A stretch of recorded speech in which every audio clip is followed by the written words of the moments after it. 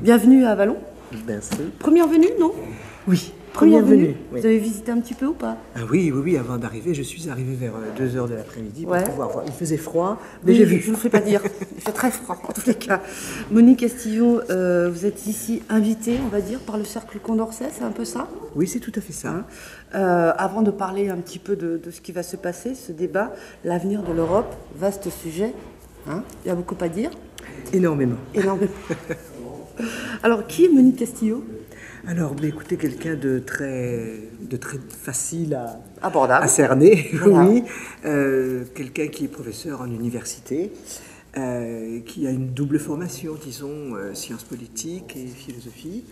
Et puis, quelqu'un donc, qui travaille au Mardi de la philosophie depuis 11 ans, qui travaille aussi dans un comité de rédaction avec les militaires, l'armée de terre, dans une revue qui s'appelle Inflexion, et puis qui fait depuis 3 ans des cours au Cercle Condorcet d'Auxerre. Alors, la raison, il y a beaucoup de raisons, mais disons que la principale, étant donné que je suis quand même de formation philosophique, hein, donc pas historienne, pas politologue de métier, ni journaliste, c'est une certaine angoisse de voir à quel point les Européens ignorent l'Europe, ignorent qu'ils sont en Europe, ignorent qu'ils ont une appartenance en Europe, qu'ils ont peut-être, parce que c'est un sujet de discussion, une identité européenne, et qu'ils oublient qu'ils ont une vitalité culturelle européenne.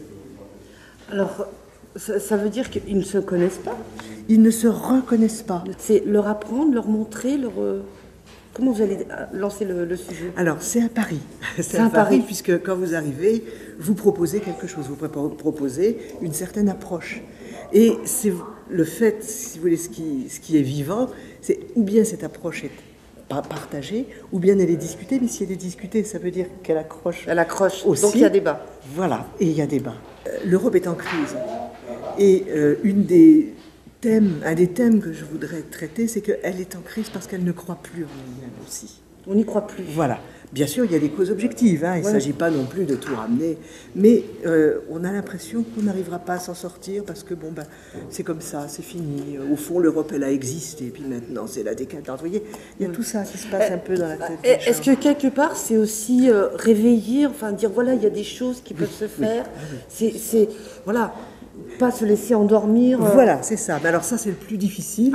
C'est le plus difficile, c'est de communiquer ce que j'appellerais une foi, ou du moins une confiance. Une foi, c'est un grand mot. Une confiance, c'est plus modeste et peut-être plus vrai. Voilà, comment communiquer une confiance? Alors, pas convaincre, disons, un mot plus modeste, inspirer. On y croit?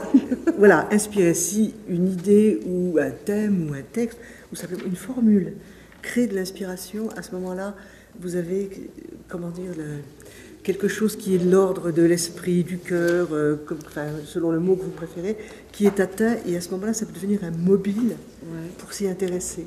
Mais je ne pense pas, si vous voulez, c'est en disant des choses abstraites ou des espèces de vérités qui viennent d'ailleurs, qu'on assènerait, que ça marcherait. Je pense que c'est une expérience de pensée qu'on peut partager.